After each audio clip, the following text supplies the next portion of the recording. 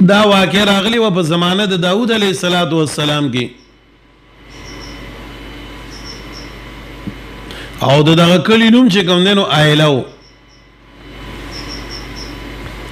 د دې وجه عقبه داود ورته ویل کېږي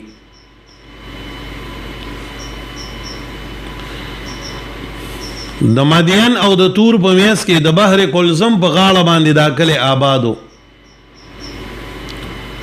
د مدین او د کوی تور په میاس کې د بحر کلزم په غاړه باندې دا کلی آبادو نو دا خلک چې کوم دینو سینغاړي وو موږ ته سینغاړي وایو کنه چې څوک د سین په غاړه باندې نږدې پاتې کېږي نو د دې د وجې نه د دې د میانو نیولو سره ډېر لوی شوق او ذوق او چل ولم ورته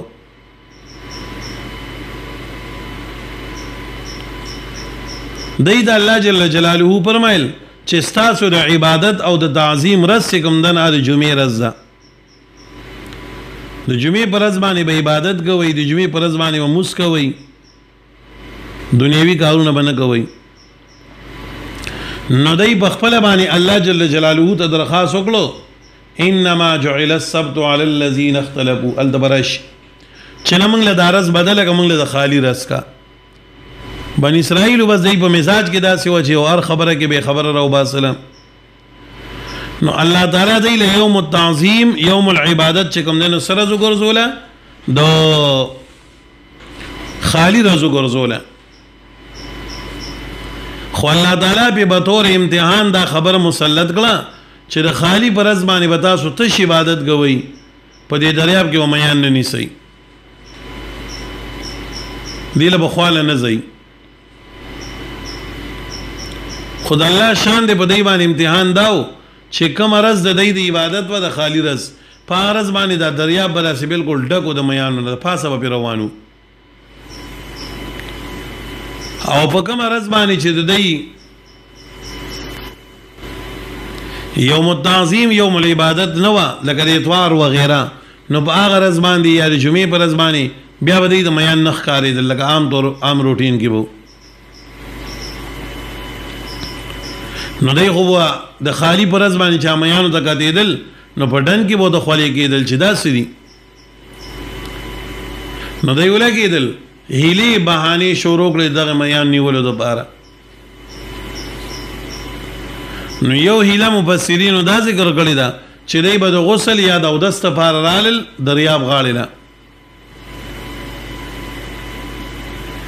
مقصد به نه اودس و نه به غسلو نو داسې مټې به ووالي او کې به ناستل نو جلاس به ورکته که مې به پکې راغی شاته به یې راوویشتو مڼه خوا شیطانه خلاص نه شوم نو چې بیا به یې لاس ورکته که مې به پکې راغی نو شاته به یې راوویشتو مڼه خوا شیطانه خلاص نه شوم نیغ نیغ راته کېږي نو په دې طریقې سره به میان راوباسل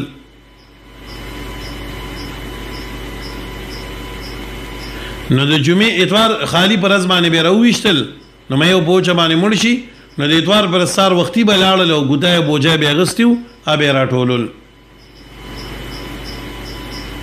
او یو هیله چا داسې ذکر کړې ده چې د دریاب په غاړه باندې به یو سایډ ته یو لوی کاډه وکنسته یو ډوغل به وکنسته او د خالی پر ورځ باندې به هغې ته ورخ رامات کو د اوبو نو چې اوبه به هغې ته راتلې نو میان به پکې هم راتلل نو چې ډوغل به د میان نه ډک شو نو دی به ورته ورخ بند کړو نو د اتوار په ورځ باندې به لاړ او بیا به هغه میان راټول کړل دا ډوغل نه دا کوی نه او ایله به هم دا ذکر کوله چې مونږ خدا د اتوار په ورځ باندې نیولي دي الله جل جلاله په دې باندې امتحان نه اوسېدو او د دې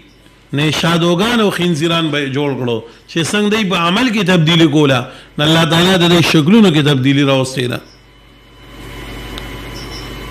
نو بعض علما وایي چې د بعضو نه شادوغان د نوجوانانو نه او د مشرانو نه ولا خنزیران جوړ کړو الله دې موږ تاسو ته داسې غضبون نه وساتي الله دې هیڅ ګران نه ده هر څه کولی شي الله چې څه غواړي کولی شي هیڅ شی ورته ګران نه دی